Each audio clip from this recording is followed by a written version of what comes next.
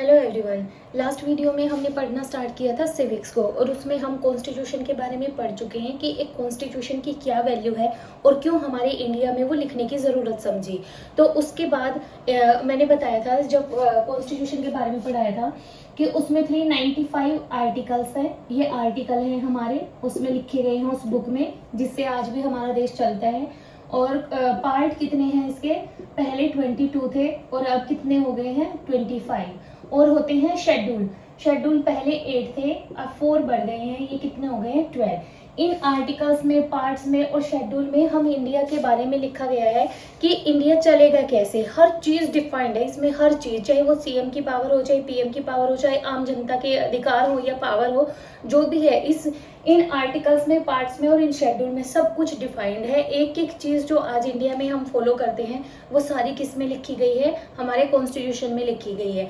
Time to time इसमें change भी होते रहते हैं। और मैंने बताया था जो पहले की 2 वीडियो कॉन्स्टिट्यूशन असेंबली के बारे में जब बताया था कि जो हमारे देश का कॉन्स्टिट्यूशन है, बाकी हर कंट्रीज के देश के कॉन्स्टिट्यूशन को पढ़ा गया है और उसके बाद उन सब की बेस्ट बातें जो है, जो हमारे जो बड़े बड़े लीडर थे जो कॉन्स्टिट्यूशन लिख रहे थे, उन्हें लगा कि ये इंडिया में ये चीजें फॉलो होनी चाहिए, आम आदमी के लिए, सीएम के लिए, प्रेसिडेंट के लिए ये चीजें होनी चाहिए। तो उन्होंने वहां से कॉपी करके वो एज इट इज कहाँ कॉपी कर दिया है? हमारे देश के कॉन्स्टिट्यूशन में लिखा गया है।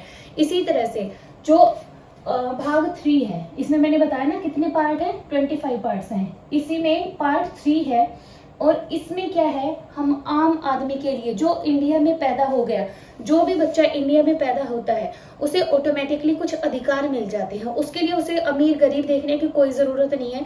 जो भी इंडिया में पैदा हुआ है उसे पैदा होते ही ऑटोमेटिकली वो अधिकार मिल जाते हैं। ये अधिकार आम जनता की भलाई के लिए गए थे और ये इनको हम बोलते हैं फंडामेंटल राइट्स। और ये कहाँ से लिए गए हैं? मैंने बताया था ना, बाहर की कंट्रीज से बेस्ट पार्ट उठाया गया है। तो आम जनता के, आम लोगों को के लिए भी कुछ अधिकार देता है हमारा कॉन्स्टिट्यूशन। और वो कहाँ पे लिखे गए हैं? जो हमारा भाग 3 है, यानी पार्ट 3 में लिखा गया है, पार्ट 3। और इसमें आर्टिकल्स कितने हैं? पार्ट कितने हैं? 25 है ना। तो फर्स्ट, सेकेंड, जो थर्ड पार्ट है इसमें लिखे गए हैं कहाँ से लेके कहाँ से तक? 12 से 35 आर्टिकल्स तक। आर्टिकल्स कितने हैं? 395। अब ये देखो कैसे हैं। पार्ट 1, 25 पार्ट है ना। पार्ट 1, इसमें कितने आर्टिकल लिखे गए हैं? 1 से 4 तक, 1 से 4 तक इसमें कवर हो जाएंगे। फिर क्या चलता है? पार्ट 2। पार्ट 2 में कहां से कहां तक है? 5 से 11 तक। 5, 6, 7, 8, 9, 10, 11 ये आर्टिकल्स लिखे गए हैं। अब इसके बाद शुरू होता है पार्ट 3। पार्ट 3 में आर्टिकल्स कहां से कहां तक है? 12 से 35 तक। ठीक है। ये जो है ये अमेरिका से लिए गए हैं और अमेरिका में एक कंसेप्ट था अमेरिका के कॉन्स्टिट्यूशन में फंडामेंटल राइट्स का, जिन्हें हम हिंदी में मौलिक अधिकार कहते हैं। और ये अधिकार जो है हर आम आदमी को दिए जाते हैं।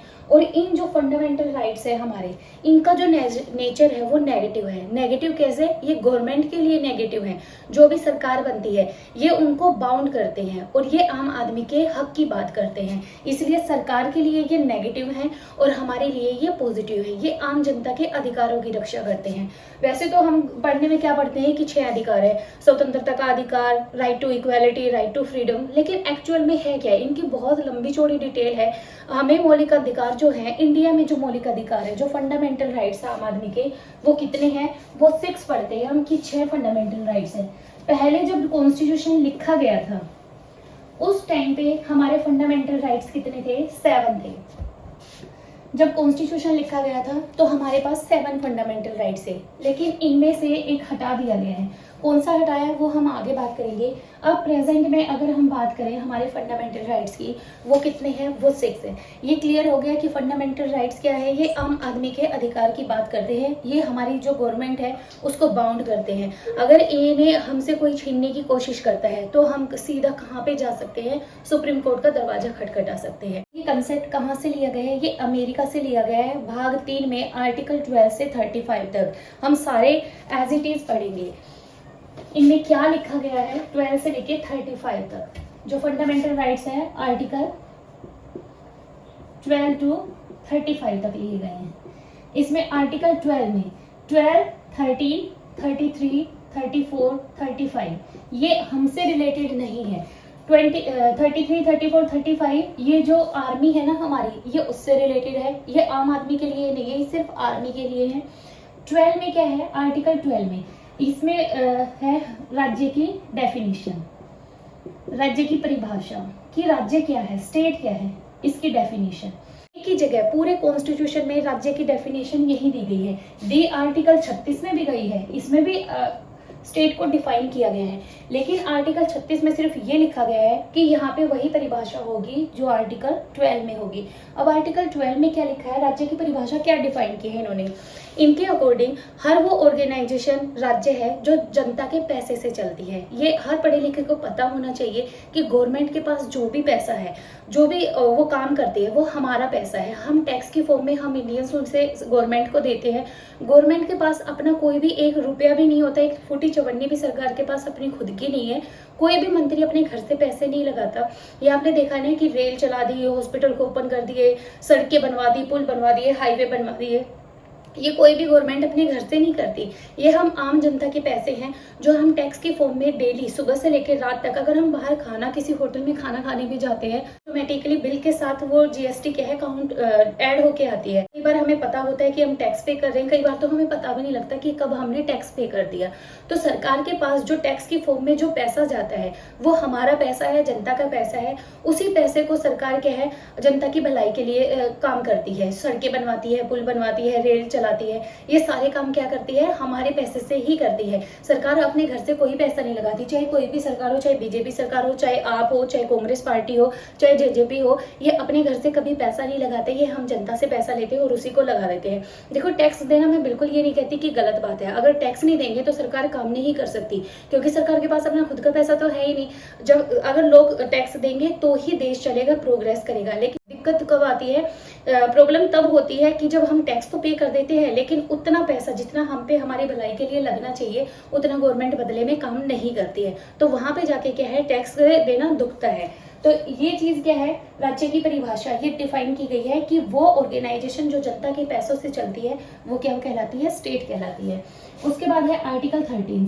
आर्टिकल 13 में क्या है, न्यायिक पुनर्विलोकन। पुनर्विलोकन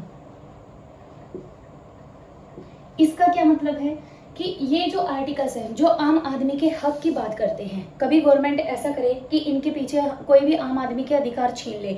जैसे अगर मान लो गवर्नमेंट ये कहती है कि इंडिया हिंदू राष्ट्र बनना चाहिए, तो इससे क्या दिक्कत होगी, जो हमारे इंडिया में क्या है, सेक्युलर कंट्री है इंडिया, इसमें हिंदू, मुस्लिम, सिख, पादरी हर तरीके के लोग रहते हैं, हर धर्म के लोग रहते हैं। अगर इस तरीके की कोई भी चीज अगर गवर्नमेंट करती है तो सुप्रीम कोर्ट या कोई गवर्नमेंट जो है कोई भी लॉ पास कर देती है और ये लॉ मान लो जनता की भलाई के लिए नहीं है, सुप्रीम कोर्ट इस पे क्या है, सुप्रीम कोर्ट बीच में आएगा, वो देखेगा कि गवर्नमेंट ने जो लॉ बनाए हैं इंडिया की जनता के लिए और वो जनता के फेवर में नहीं है, उनसे कहीं ना कहीं जनता के मौलिक अधिकार या फंडामेंटल राइट्स छीन जाते हैं या वो जनता की भलाई के लिए नहीं है, तो सुप्रीम कोर्ट बीच में आएगा और वो इसे बोलेगा कि पुनर्विलोकन, मतलब दोबारा देख लो कि जो भी आपने ये लॉ पास किया है, ये गवर्नमेंट को बोलेगा कि इस पे एक बार दोबारा से चर्चा करो, बैठो, लोकसभा, राज्यसभा, प्रेसिडेंट को दोबारा दिखाओ, इसमें कुछ कमियां हैं, ये आम जनता की भलाई के लिए नहीं है,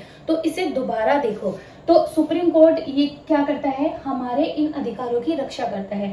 अगर गवर्नमेंट कोई भी ऐसा रूल बना देती है जो हमारे इंडिया के लोगों के फेवर में नहीं है या इंडिया में उससे दंगे फसाद या ऐसी चीजें हो सकती हैं, अशांति फैल सकती है, तो सुप्रीम कोर्ट बीच में आएगा, इसे दोबारा बोलेगा कि और अगर ये पाया जाता है कि हाँ ये जो लॉ बना है ये जनता के हित में नहीं है, तो सुप्रीम कोर्ट के पास इतनी पावर है कि वो जनता के पीएम के द्वारा, गवर्नमेंट के द्वारा बनाए हुए इस लॉ को रद्द कर सकता है, इसे हटा सकता है। तो ये क्या है, न्यायिक पुनर्विलोकन में। उसके बाद ये हम आम जनता से रिलेटेड नहीं है, जो मेन हमारा काम शुरू होता है वो आर्टिकल 14 से शुरू होता है। आर्टिकल 14, 12 में क्या है, डेफिनेशन है, 13 में क्या है, न्यायिक पुनर्विलोकन है। उसके बाद है हमारा राइट टू इक्वालिटी शुरू हो जाता है, राइट टू इक्वालिटी। हम बस इतना पढ़ते हैं, ये समानता का अधिकार, समानता का अधिकार फर्स्ट राइट है हमारा, ये फर्स्ट। और इसके पार्ट है, ये कहाँ से शुरू हो गए, 12 देखो मैंने बता दिया, 13 बता दिया। उसके बाद जो 14 है, आर्टिकल 15, आर्टिकल 16, आर्टिकल 17 और आर्टिकल 18। 14 से लेके 18 तक हमें क्या दिखाते हैं? समानता का अधिकार, राइट टू इक्वालिटी। अब इनमें क्या लिखा है? इसमें आर्टिकल 14 में लिखा है कि हम जो हैं, हम विधि या कानून की नज़र में सब बराबर हैं। विधि और कानून की नज़र में बराबर है या इक्वल है। आर्टिकल 14 है कि कानून की नज़र में हम सब इक्वल हैं। इसका मतलब क्या है कि मान लो इंडिया में किसी ने कुछ क्राइम कर दिया, किसी का मर्डर कर दिया और वो लेडी है, तो ये बिल्कुल भी रियायत नहीं बरती जाएगी, क्योंकि ये औरत है और इसने मर्डर किया है तो इसे कम सजा दे दे और आदमी को उसी क्राइम के लिए ज़्यादा सजा दे दें। अगर चाहे औरत है चाहे आदमी है और उसने कोई क्राइम किया है तो दोनों के लिए क्या है? बराबर की सजा लिखी गई है कि कानून की नज़र में सब बराबर है। कोई भी भेदभाव नहीं किया जाएगा कि ये औरत है या ये आदमी है या ये अमीर है या गरीब है। इसके बेस पे कोई भी जजमेंट नहीं होता है। जजमेंट होता है सिर्फ क्राइम के आधार पे। जो क्राइम किया है उसके अकॉर्डिंग जो सजा लिखी गई है वो सबको बराबर ही मिलेगी। किसी में भी ये नहीं देखा जाएगा कि ये इसको कम सजा दे दे या इसको ज्यादा दे दे। जो 15 आर्टिकल्स है, 15 आर्टिकल्स में लिखा है कि इंडिया में जो भी बच्चा जन्म लेता है, चाहे वो किसी भी लिंग का है, मतलब चाहे वो बॉयज है चाहे गर्ल है, ठीक है, इससे कोई फर्क नहीं पड़ता। चाहे किसी भी धर्म का है, किसी भी रिलीजियन में है, चाहे हिंदू है, मुसलमान है, सिख, पादरी, बौद्ध, जैन, कुछ भी है, इन किसी भी धर्म में जन्म लेता है, किसी भी कास्ट, कोई भी जाति में जन्म लेता है और कहीं जन्म होता है उसका किसी भी स्थान पे, हिंदू के घर, मुसलमान के घर, किसी भी स्थान पे अगर वो जन्म लेता है, उसके बर्थ से, उसकी कास्ट से, उसके रिलीजियन से और उसके सेक्स से ये बिल्कुल भी पार्शियलिटी नहीं होगी कि ये लड़का है या लड़की है, इसे ज़्यादा अधिकार दे दो, इसे कम अधिकार दे दो। इसके बेस पे कोई भी डिस्क्रिमिनेशन नहीं होगा इंडिया में। जो भी पैदा हुआ है, चाहे वो किसी भी धर्म का है, किसी भी जाति का है, क्या है, वो बिल्कुल बराबर है, उसको बराबर के अधिकार दिए जाएंगे हर कंडीशन में। उसके बाद है लोक नियोजन 16। लोक नियोजन, लोक नियोजन का मुद्दा जो होगा उसमें सबके इक्वालिटी होगी। लोक नियोजन क्या है? मान लो पद, जॉब निकल गई, गवर्नमेंट जॉब। अब जब गवर्नमेंट जॉब निकलती है तो उसमें खुला कंपटीशन होता है, कोई भी आए और फॉर्म भर सकता है। जैसे सेंट्रल गवर्नमेंट है, दिल्ली में जो गवर्नमेंट है, दिल्ली तो क्या है, सबकी कैपिटल है ना इंडिया की, तो दिल्ली में अगर कोई भी वैकेंसी निकलती है तो वो पूरा खुला चैलेंज होता है कि किसी भी स्टेट का बच्चा आके यहाँ पे भर सकता है फॉर्म। तो वहाँ पे भरते भी हैं और जो लायकियत, जिसमें अच्छी लायकियत होती है, अपनी मेहनत के दम पे वो जॉब प्राप्त कर लेता है। इसी तरह स्टेट वाइज भी होता है। जैसे हरियाणा में रहते हैं हम, हरियाणा में हरियाणा के बच्चों के लिए वैकेंसी निकलती है, लेकिन इनका भी कुछ कोटा होता है कि हो सकता है, और ये स्टेट के लेवल पे, ये स्टेट की जिम्मेवारी होती है, उसकी मर्जी होती है स्टेट की कि हरियाणा के बच्चों को 80% दे दे और बाहर के स्टेट के बच्चों को 20% का रिजर्वेशन दे दे। लेकिन ऐसा ये गवर्नमेंट के हाथ में होते हैं। लेकिन जो सेंट्रल, जो दिल्ली में वैकेंसी निकलती है वो पूरे इंडिया के लिए ओपन है। लेकिन अगर स्टेट में हरियाणा में निकली है, पंजाब में निकली है, तो वो खुला चैलेंज होता है। हरियाणा के लोग हरियाणा के लिए वैकेंसी भर सकते हैं। इसमें अमीर गरीब नहीं देखा जाएगा कि हरियाणा में जो अमीर बच्चे हैं वही जॉब के लिए अप्लाई करेंगे, या पंजाब में जो अमीर बच्चे हैं वही पंजाब में जो जॉब निकली है उनके लिए अप्लाई करेंगे। ये खुला चैलेंज है। जो लोक नियोजन की बात है, हमें पूरा अधिकार है कि उसमें सबको इक्वालिटी दी गई है कि खुला चैलेंज है, पेपर फॉर्म फिल करो, टेस्ट की तैयारी करो और पेपर दो, जिसके ज्यादा मार्क्स आते हैं उसे ही जॉब मिल जाएगी, जो लायक है उसे जॉब मिलेगी। और 17 है, वेरी वेरी वेरी इंपॉर्टेंट में ये आता है, और ये है अस्पृश्यता। इसमें अनटचेबिलिटी, इसका क्या मतलब है? जैसे हम कई बार जो ये होते हैं ना लोअर कास्ट अपर कास्ट के लोग कि ये नीची जाति का है, इसे इसको हाथ ना लगाओ, इसके छूने से, ये पहले बहुत ज्यादा था। और इसके भोगी कौन थे? बी आर अम्बेडकर, जिन्होंने कॉन्स्टिट्यूशन लिखा है। वो महाजाति के थे, वो नीची जाति को बिलोंग करते थे, इसलिए उनके साथ क्या होती थी? हमेशा अनटचेबिलिटी होती थी ना। और आज भी हमारे समाज में कहीं ना कहीं ये चल रहा है, लेकिन ये साफ साफ कॉन्स्टिट्यूशन में लिखा गया है। अगर कोई भी आदमी किसी दूसरे आदमी को इस तरीके से बिहेवियर करता है कि इसका हाथ लगाने से हमारी ये चीज खराब हो जाएगी, या इसने यहाँ से पानी क्यों पी लिया। अभी ज्यादा टाइम नहीं हुआ है, 1 महीने पहले की बात है कि सोशल मीडिया पे ये न्यूज़ से बहुत वायरल हुई थी कि एक सरकारी स्कूल था, सरकारी स्कूल में एक टीचर, एक बच्चा है, गर्मी बहुत ज्यादा थी तो वहां पे पानी नहीं होगा, तो एक टीचर का जो मटका, टीचर के लिए मटका भर के रखते हैं स्कूल में, एक दलित बच्चे ने जो लो कास्ट से बिलोंग करता था उसने टीचर के मटके से पानी पी लिया, तो इस बात पे उस टीचर ने उसे इतने मारे कि उस लड़के की डेथ हो गई वहीं पे। 6th क्लास का बच्चा था वो, उसने सिर्फ इसे पानी पीने की वजह से उस टीचर ने ये बोला कि तुम नीचे जाती गिरे और तुमने मेरे मटके को हाथ कैसे लगा दिया और मेरे मटके का पानी जो है खराब हो गया। ये हम 2022 में रह रहे हैं, आज भी ये चीज़ चल रही है। लेकिन अगर जिसे पता हो कि ये चीज़ क्या है, अवैध है, और ऐसे हम किसी को भी नहीं बोल सकते कि तुम निम्न जाति को, ये चीज कहाँ लिखी हुई है, स्पष्टता आर्टिकल 17 में लिखी गई है। ये समानता का अधिकार है हमारा। अगर कोई भी, ये तो मारने की बात है कि उसने इतने मारे उस टीचर ने, वो बच्चा मर गया।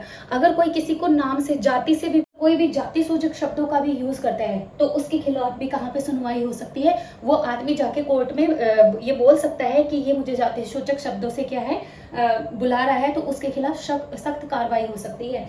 उसके बाद है 18 में क्या है, उपाधियों का अंत। उपाधियों का अंत, उपाधि क्या होती है, देखो जब हमारे यहाँ पे अंग्रेज थे तो वो किसी को ना राय बहादुर की, किसी को राव बहादुर की, ऐसे उपाधियां दे देते थे। सर की उपाधि दे देते थे, नाइट की दे देते थे, राय या राय बहादुर या राव, इस तरीके की क्या है वो उपाधियां दे देते थे। ये उपाधियां देने से उन्हें क्या लगता था, जिनको उपाधि मिल गई, जिनके नाम के आगे सर लग गया, राय बहादुर लग गया, नाइट लग गया, तो उससे उन्हें अपने आप ही ऑटोमेटिकली क्या हो जाता था कि हम बाकी सबसे अलग हैं, हम बहुत ऊंचे आदमी हैं और बाकी सब हमसे नीचे हैं।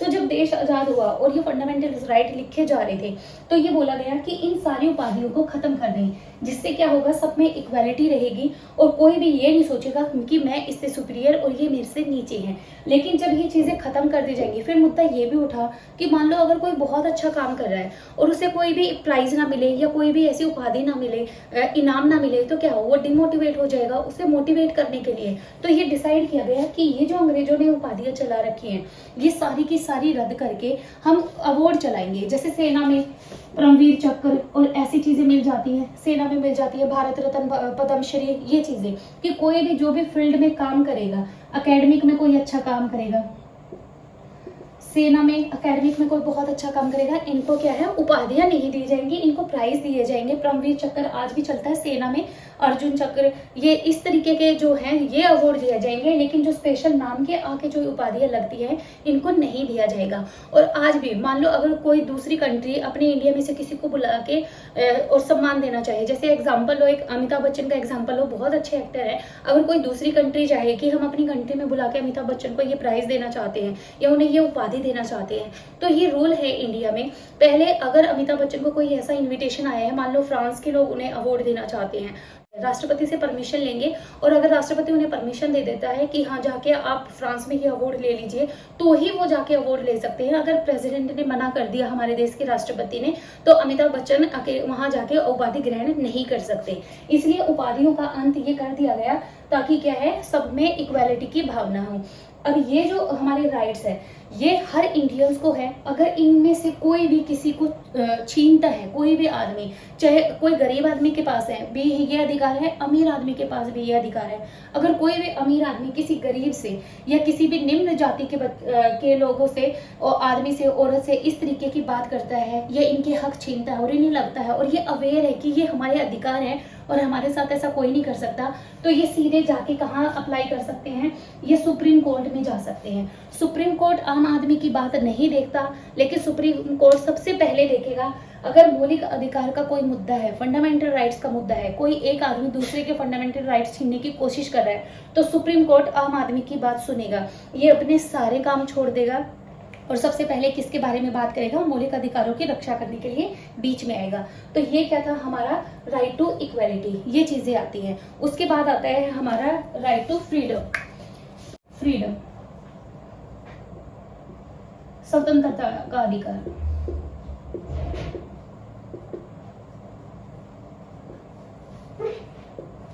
राइट टू फ्रीडम, इसका क्या मतलब है, आजादी, स्वतंत्रता का अधिकार है। किस चीज की स्वतंत्रता है हमें, हम पढ़ेंगे 19 से 18 तक हम कवर चुके हैं। इसमें है 19 में अभिव्यक्ति की स्वतंत्रता, अभिव्यक्ति की स्वतंत्रता। अब ये अभिव्यक्ति क्या है? अभिव्यक्ति होती है अपने मन की बात कहना। हमारे मन में कोई भी बात है, कोई भी मुद्दा है देश में, मान लो कोई बात चल रही है, कोई दंगा चल रहा है या किसी कोई टॉपिक चल रहा है और वो बहुत बड़ा है, तो उस पे मैं, मेरी आज़ादी है ये कि मैं अपना पॉइंट ऑफ व्यू रख सकता हूँ। और अपना पॉइंट ऑफ व्यू कहाँ रखेंगे? हम सोशल मीडिया, आज के टाइम में हम सोशल मीडिया पे उस बात के बारे में लिख सकते हैं कि वो हम अपना ओपिनियन दे सकते हैं कि ये सही है या ये गलत है। लेकिन इसमें बात कहने के लिए हम गलत शब्दों का यूज करें या किसी को गाली दे या कुछ भद्दे वर्ड यूज करें जो समाज के हित में नहीं है। हम ऐसे भड़काऊ भाषण नहीं दे सकते कि हम किसी भी एक धर्म के बारे में या जाति सूचक शब्दों का प्रयोग करके कि मेरी तो मन की अभिव्यक्ति है, मुझे राइट मिला हुआ है, अभिव्यक्ति की स्वतंत्रता का अधिकार है और मैं कुछ भी बोलूंगा, ये नहीं है। इसकी कुछ बाउंडेशन है कि जो भी हम बोले हम अपने मन की बात रख सकते हैं, लेकिन उसके लिए जो भाषा होनी चाहिए हमारी, वो बहुत ही तरीके वाली होनी चाहिए, सामाजिक होनी चाहिए, सरल होनी चाहिए, भद्दी नहीं होनी चाहिए। हम अपनी मन की बात बिल्कुल आराम से कह सकते हैं। दूसरी, इसी में आता है 19A। अब देखो 19A, 19B ऐसे करके ये बढ़ा दिए हैं, 19D, 19E, 19F और 19G। यहाँ तक क्या है? हमारे क्या है? स्वतंत्रता का अधिकार है, हमारे राइट टू फ्रीडम है, अभिव्यक्ति की स्वतंत्रता होगी। 19A में क्या लिखा है? जो प्रेस है वो आजाद है, प्रेस की आजादी के बारे में लिखा गया है। आपने देखा होगा ना, ये माइक लेके प्रेस वाले कहीं भी किसी से कुछ भी क्वेश्चन पूछ लेते हैं और इन्हें कोई कुछ कह नहीं सकता। क्यों नहीं कह सकता? क्योंकि इन्हें ये राइट मिला हुआ है, हमारा कॉन्स्टिट्यूशन जो है ये इन्हें राइट देता है, ये किसी से कोई भी क्वेश्चन पूछ सकते हैं। प्रेस की आजादी के बाद एक अधिकार और मिला था हमें 2004 में। कौन सा? झंडा रखने का अधिकार, झंडे का अधिकार। हर घर झंडा, कोई भी आदमी अपने देश का झंडा रख सकता है। 2004 से पहले ये बाउंडेशन थी कि हम अपने देश का झंडा अपने पास नहीं रख सकते थे, अपने घर पे नहीं लगा सकते थे, हम खरीद भी नहीं सकते थे। ये क्या होता था? जो गवर्नमेंट ऑर्गेनाइजेशन है, जो सरकारी स्कूल है या सरकारी दफ्तर है या जो मंत्री वगैरह है, वही हमारे देश का झंडा रख सकते थे। तो बाकी आम आदमी को ये अधिकार नहीं था कि वो अपने देश का झंडा रख सके।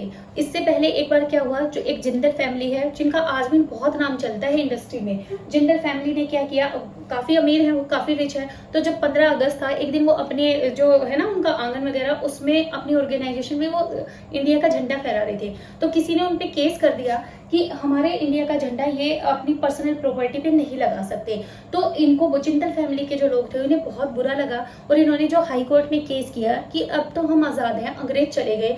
पहले ये होता था कि इंडिया का झंडा देखे हुए अगर अंग्रेज देख लेते थे, उसे मारते थे, पीटते थे, बहुत बुरा व्यवहार करते थे। लेकिन अब तो हम आजाद हैं, तो हर इंडियंस को क्यों ये अधिकार नहीं होना चाहिए कि वो अपने देश का झंडा लगा सके। तो ये केस काफी लंबा चला और 2004 में इसका रिजल्ट आया और इसके लिए सुप्रीम कोर्ट ने ये बोला कि हम आजाद हैं तो हर इंडियंस अपने देश के झंडे को रख सकता है, लेकिन इसके लिए भी कुछ कंडीशंस हैं, कुछ नियम उन्हें मानने पड़ेंगे, वो तभी रख सकता है। एक तो झंडे को अगर लगा दिया, अगर वो झुक जाता है तो उसे उतारना बहुत जरूरी है। पहले तो क्या था, रात को भी उतार लिया जाता था, फिर बोला कि रात को रहने दे, कि भाई सुबह लगाओ रात को उतारो, इससे अच्छा है कि उसे लगा रहने दो। लेकिन अगर झंडा फट जाता है और अगर वो झुक जाता है तो उसे नीचे उतार लेना है, उसी टाइम उसे फैलाना नहीं है फटे हुए झंडे को, क्योंकि झंडा क्या है, हमारे देश की शान होता है और अगर वो फटा हुआ है तो ये हमारे लिए शर्म की बात है। और झंडे को फाड़ना नहीं है, फेंकना नहीं है। उसका ये होता है औरतें कि भाई झंडा उतारा, पुराना कपड़ा हो गया, चलो पोछा बना दिया, तो उसके कुछ कंडीशन, टर्म और कंडीशन है कि हर भारतीय, हर इंडियन झंडा रख सकता है, लेकिन उन नियमों के साथ। ऐसा नहीं है कि झंडा लगा लिया और वो जब खराब हो गया तो उसे उतार के फेंक दिया, वो गलियों में पड़ा हुआ घूम रहा है। तो इसके लिए बाउंडेशन लगाई है कि अगर झंडा रखना है तो बिल्कुल आदर और सम्मान के साथ अपना झंडा रखना है। उसके बाद एक अधिकार और मिला हमें, यह अधिकार मिला था हमें 24 जनवरी 2004 को। 2005 में एक राइट और दिया गया हमें आम इंडियंस को, वो क्या था, आरटीआई का, आरटीआई सूचना का अधिकार, राइट टू इंफॉर्मेशन। ये लगा के, मान लो हमारे आसपास कहीं गली बन रही है या हमारी ही गली बन रही है और वो टूट गई है, तोड़ के, और ये सरकार ने तोड़ दी कि हम इसे दोबारा बनाएंगे, लेकिन तोड़ तो दी, वो बन ही नहीं रही है, या कोई सड़क नहीं बन रही है, या हमने किसी वैकेंसी के लिए फॉर्म भरे हैं उसका रिजल्ट नहीं आया है, तो हम आरटीआई लगा सकते हैं कि भाई मैंने 2007 में फॉर्म भरे थे लेकिन उनका ना अभी तक एग्जाम हुआ, उनका प्रोसेस कहाँ तक पहुंची है, उनका एग्जाम कब होगा, ये जो मेरे एरिया में ये सड़क टूटी हुई है, ये कब तक बनेगी। ये चीजें आरटीआई लगा के कि गवर्नमेंट ने पिछले 5 सालों में कितना काम किया है, कितने नए कॉलेजेस ओपन किए हैं, कितने हॉस्पिटल बनाए हैं, ये सारे आरटीआई लगा के हम जान सकते हैं। आरटीआई में क्या है, 30 दिन के अंदर अंदर जो है, जो इनका अधिकारी होगा जिसके पास हम आरटीआई डालेंगे, उस अधिकारी को 30 दिन के अंदर अंदर इसका जवाब देना होगा। 30 की बजाय अब बढ़ा दिए हैं कि 40 दिन तक भी हो सकता है। लेकिन अगर कोई ऐसी कंडीशन है कि किसी की जिंदगी और मौत का सवाल है और बहुत इंफॉर्मेशन जानना वो बहुत जरूरी है, किसी बंदे की जान का सवाल है, तो ये बोला गया गवर्नमेंट ने कि 48 आवर्स, क्योंकि ऐसी कोई इंफॉर्मेशन है कि किसी की जान के ऊपर बात है और ऐसी इंफॉर्मेशन आरटीआई के अकॉर्डिंग अगर कोई जानना चाहता है तो हम उसे विद इन 48 आवर्स यानी 2 दिन के अंदर अंदर ये चीज प्रोवाइड करवा देंगे। लेकिन इसकी भी अब गवर्नमेंट ने क्या है बाउंडेशन लगा दी। अब मान लो कोई भी बंदा देश के बारे में इंफॉर्मेशन जानना चाहता है, देश की जो खुफिया एजेंसी होती है उनके बारे में आरटीआई लगा के जानना चाहता है, तो ये चीजें गवर्नमेंट नहीं बताएगी। ये भी इसमें भी टॉपिक डिसाइडेड है कि हम अपने हित के बारे में, अपनी जनता की भलाई के बारे में पूछ सकते हैं, लेकिन देश की खुफिया एजेंसी कहाँ है, कितने बम है, क्या है, जो अंदरूनी जो होती है जिससे हमारी सुरक्षा को खतरा हो सकता है, ऐसी आरटीआई का आंसर क्या है हमारी गवर्नमेंट नहीं देगी। इसमें भी बाउंडेशन लगा दी है। अभी जैसे कोरोना हुआ, इसमें सब लोगों ने पीएम फंड में बहुत ज्यादा दान दिया, बहुत डोनेशन दिया, तो बहुत लोगों ने जिन्होंने डोनेशन दिया था, कई कई लाखों में डोनेशन दिया था, उन्होंने आरटीआई लगा के ये पता करने की कोशिश की थी कि भाई हमने जो इतना पैसा दिया है वो सरकार ने कहाँ पे यूज किया। जो प्राइम मिनिस्टर केयर फंड में जो इतना पैसा आया था, इतनी डोनेशन आई थी, उसका यूज सरकार ने कहाँ किया। तो इस जब लोगों ने आरटीआई लगा के ये चीज जाननी चाहिए तो गवर्नमेंट ने इस क्वेश्चन का आंसर देने से मना कर दिया, ये कह के कि ये गुप्त दान था, लोगों ने गुप्त दान दिया था, हम इसके बारे में इंफॉर्मेशन देना जरूरी नहीं समझते, तो गुप्त दान की इंफॉर्मेशन नहीं दी जा सकती। तो ये कह के सरकार ने इस चीज से पल्ला झाड़ लिया था और उन्होंने इसका कोई भी रिटर्न में कोई भी आरटीआई का कोई आंसर नहीं दिया था। ठीक है, उसके बाद आता है बी में क्या है 19 बी से बिना अस्त्र शस्त्र हम कहीं भी घूम सकते हैं, हमें आजादी है बिना अस्त्र शस्त्र की, हम पूरे इंडिया में कहीं पे भी घूम सकते हैं। अब हम जा रहे हैं, जैसे एक बस इस चीज को छोड़ के, जैसे सरकार है इनकी जब वो झांकियां निकलती हैं तो ये अपनी कृपाण जो है ये अपने साथ रखते हैं। इनकी कृपाण जो है अस्त्र शस्त्र में नहीं आती, वो क्योंकि इनके धर्म का सूचक है इसलिए वो अपने पास रखते हैं। लेकिन कोई हिंदू धर्म के लोग जाएं तलवारें लेके और कहीं पे जा रहे हैं घूमने के लिए, वो गलत है। उससे क्या है, कहीं पे भी अगर छोटी सी बात हो गई तो मारकाट 1 मिनट में छिड़ जाएगी। तो हम अपने बिना अस्त्र शस्त्र के पूरी दुनिया में, पूरे इंडिया में, मतलब कहीं पे भी जा सकते हैं, हमें पूरी आजादी है, हमें कोई नहीं रोक सकता। सी से मतलब है कि हम अपने संघ बना सकते हैं, अपने ग्रुप बना सकते हैं। ग्रुप कैसे, जैसे भजन कर सकते हैं, जैसे सत्संग में लोग जाते हैं, कितने लोग इकट्ठे हो जाते हैं सत्संग में, चौकियां निकलती है, कीर्तन वगैरह होते हैं, जगराते होते हैं, तो ऐसे हम संघ कोई भी बना सकते हैं। लेकिन ये नहीं है कि उसमें हथियारों को साथ लेके जाएं, बिना अस्त्र शस्त्र के जा सकते हैं, अपने ग्रुप बना सकते हैं। जैसे एनजीओ चलते हैं, ग्रुप बना लिया बहुत लोगों ने मिलके कि हम पेड़ लगाएंगे या हम देश की भलाई के लिए काम करेंगे, हम गरीबी हटाएंगे या गरीबों के लिए काम करेंगे, इस तरीके का संघ बना सकते हैं, एनजीओ बना सकते हैं। एनजीओ बन गए, लेकिन वो क्या है, वो संघ मिलके जनता की भलाई के लिए काम करे, उसे मारने काटने का काम ना करे। ठीक है, ये हमें आजादी है संघ बनाने के, अपने ग्रुप बना के हम देश की भलाई के लिए काम कर सकते हैं। उसके बाद है डी, कहीं पे भी घूम सकते हैं, कहीं पे भी आ जा सकते हैं, आना जाना, हमें पूरी आजादी है कि हम कहीं पे भी जाएं, कहीं पे भी घूमने हैं। देखो जैसे आगरा का ताजमहल घूमने के लिए जाते हैं, हम केरला में घूमने के लिए जा सकते हैं, ये हमारी मर्जी है, हम पूरी इंडिया में कहीं पे भी जाके घूम सकते हैं, हमें रोकने वाला कोई भी नहीं होगा। उसके बाद आता है 19 ई से हमारे अगर हमारे पास पैसा है तो हम कहीं पे भी जाके जमीन खरीद के वहां पे रह सकते हैं, अपना घर बना सकते हैं। जैसे हरियाणा का कोई आदमी मान लो दिल्ली है, उसके पास पैसे हैं तो वो क्या करेगा, दिल्ली में एक प्लॉट खरीदेगा, वहां अपना घर बनेगा, रहने लग जाएगा। केरला में है, अगर किसी की पोस्टिंग केरला में है या जिसके पास पैसा है वहां जाना चाहता है तो वहां जाके अपना क्या है, वहां से अपने, उसके पास खुद का पैसा होना चाहिए, वो कहीं पे भी प्रॉपर्टी खरीद के अपना घर बना के वहां रह सकता है पूरे इंडिया में। इसके लिए उसकी कोई भी बाउंडेशन नहीं होगी, तो उसका क्या है, कहीं पे भी रह सकता है। इसमें क्या है, कहीं पे भी रह सकता है। ई से F19 जो है ये पहले था, अब ये क्या है, फंडामेंटल राइट से हटा दिया गया है। ये क्यों हटा दिया, इसमें क्या था, ये था संपत्ति का अधिकार, संपत्ति का अधिकार था।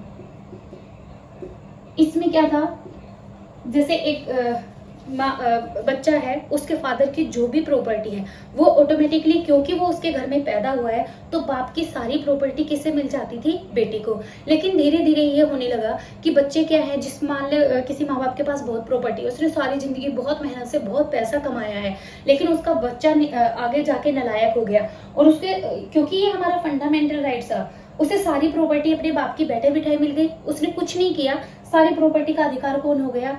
हकदार कौन हो गया? बेटा हो गया। और बेटे क्या करते थे? बुढ़ापे में अपने माँ बाप को घर से निकालना शुरू कर दिया उन्होंने।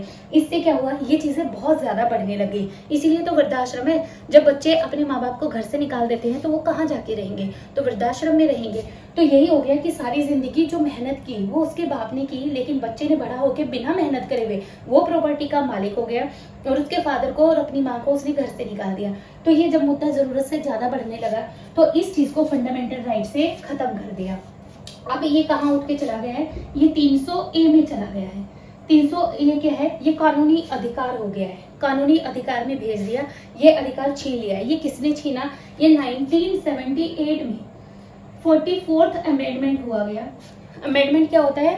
टाइम टू टाइम संविधान में हम चेंज करते हैं, तो ये 44वां चेंज था, 44वां चेंज था 1978 में। और सरकार थी इस टाइम पे मोरारजी देसाई। मोरारजी देसाई ये हमारे देश के पीएम थे। इन्होंने ये अमेंडमेंट किया, इनके टाइम में ये अमेंडमेंट हुआ। और अमेंडमेंट एक चीज के लिए नहीं होता, जब अमेंडमेंट होता है तो उसके लिए बहुत सारी चीजें बदलती है। ऐसा नहीं है कि एक चीज के लिए अमेंडमेंट कर दिया, तो इसके साथ बहुत सारी चीजें बदली थी, तब जाके ये अमेंडमेंट होता है। एक के साथ साथ इसके साथ वो भी जब आएंगी किसी टॉपिक में वो मैं पढ़ाती जाऊंगी, लेकिन एक टॉपिक ये भी था 44वें संशोधन में 1978 में, कि जो हमारा संपत्ति का अधिकार था उसे छीन के क्या कर दिया गया? कानूनी अधिकार में शामिल कर दिया गया। इसके अकॉर्डिंग क्या हो गया है अब कि जो प्रॉपर्टी पे सीधा बेटे का हक होता था, अब माँ बाप की रिस्पॉन्सिबिलिटी है, ये उनकी जिम्मेवारी है। अगर उनका बेटा अच्छा है, उनकी सेवा करता है, तो वो अपनी प्रॉपर्टी दे सकते हैं अपने बेटे को। अगर उन्हें लगता है कि हमारा बेटा इस लायक नहीं है और हम अपनी प्रॉपर्टी अगर इसे दे देंगे तो ये हमें हमारी सेवा नहीं करेगा या हमें घर से निकाल देगा, तो वो उस सूरत में अपने बच्चे को वो देने के बिल्कुल भी अधिकार में बिल्कुल भी बायस नहीं है कि मुझे अपने बेटे को ही ये सारी प्रॉपर्टी देनी है। वो चाहे तो उसे दे, वो ना चाहे तो उसे ना भी दे। हाँ, लेकिन ये सिर्फ उसी के लिए, उसी नियम पे लागू होता है। जैसे फादर है, ठीक है, इसे अपने फादर से कोई प्रॉपर्टी मिली है, ठीक है, मान लो कोई भी एक घर मिल गया या एक प्लॉट मिला, आगे इसका बेटा हुआ, इसने कुछ कमा के और 2 प्लॉट कर लिए। जो इसके दादा का ये एक प्लॉट था, इस पे तो अधिकार होगा इसका, लेकिन इसके फादर ने अपनी मेहनत से ये जो दूसरा प्लॉट लिया है, इस पे अधिकार इस बच्चे का नहीं होगा।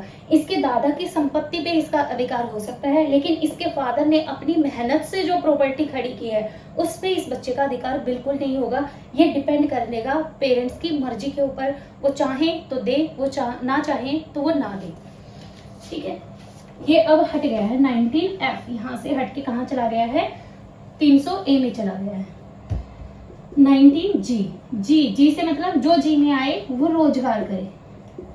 रोजगार क्या है? कोई भी काम धंधा करो, किसी को जॉब करनी है जॉब करो, किसी को अपना बिजनेस करना है अपना बिजनेस करो। तो जो जी में आता है, किसी को पकोड़े बनाने हैं पकोड़े रेडी लगाए, गोलगप्पे की रेडी लगाए, इंजीनियर बने, डॉक्टर बने, जो जी में आए वो करे। ये अधिकार कौन देता है? हमें हमारा राइट टू फ्रीडम देता है। देखो हमने 2 पढ़ लिए, आर्टिकल्स 12 से लेके 19G तक हम पढ़ चुके हैं, और इसमें 2 फंडामेंटल राइट को हम कवर कर चुके हैं, एक राइट टू फ्रीडम और एक राइट टू इक्वालिटी। और हर पढ़े लिखे बंदे को अपने राइट्स के बारे में पता होना चाहिए। इंडिया में क्या है, हिंदू मुसलमान का तो सब पता है कि हिंदू होने के मंदिर बनने चाहिए, मस्जिद बननी चाहिए, लेकिन जिनके लिए एक्चुअल में जो काम हमें करना चाहिए, हमें पता होना चाहिए हमें राइट्स के बारे में, कि हमारे देश का कॉन्स्टिट्यूशन हमें क्या अधिकार देता है, किस चीज के लिए हम सरकार से लड़ सकते हैं और अपने हकों के लिए लड़ना चाहिए, ना कि हिंदू मुसलमान के दंगों के लिए, मंदिर के लिए और मस्जिद के लिए। इन चीजों का किसी को नहीं पता। बहुत चाहे कितने भी पढ़े लिखे बंदे क्यों ना हो, बहुत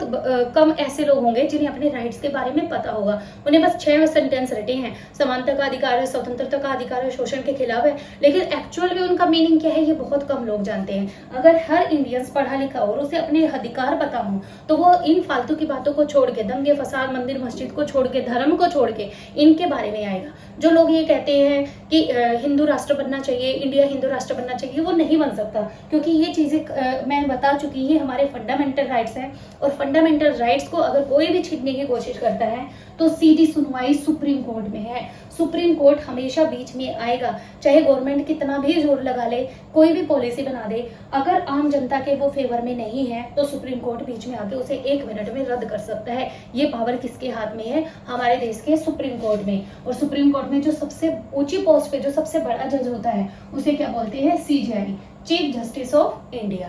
तो हर इंडियंस को, पढ़े लिखे इंडियंस को अपने राइट्स के बारे में पता होना चाहिए। इससे आगे की जो चीज़ें हैं, जो राइट्स बचे हैं हमारे फंडामेंटल राइट्स, वो नेक्स्ट वीडियो में कवर करेंगे। I hope you like the video. Thank you very much.